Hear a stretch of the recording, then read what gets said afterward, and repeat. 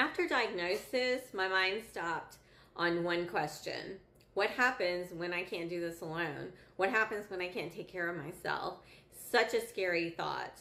Hi, my name is Diane. I am 56 years old with Alzheimer's, and this is kind of my story and my journey. So come along, hit that button, and let's get into it. I was really worried about the taking care of myself, and I have figured out that, people talk about memory loss. Well, that's just part of it.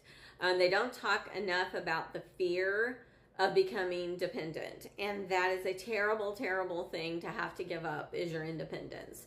And although I don't know when that's going to happen, certainly going to be something I talked to the doctor about on Friday, but that is one of my biggest fears. Many people with early onset live at home for years, and that's what I'm hoping for. But, this is pretty aggressive because, it came on early, and, I have to be real with that. In-home help typically starts small.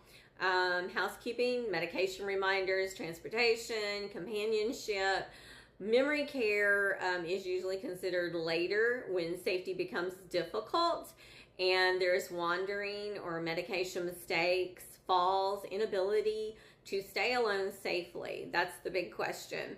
Financially, families commonly piece together from Social Security disability, from long-term disability. Now, my long-term disability only lasts 2 years.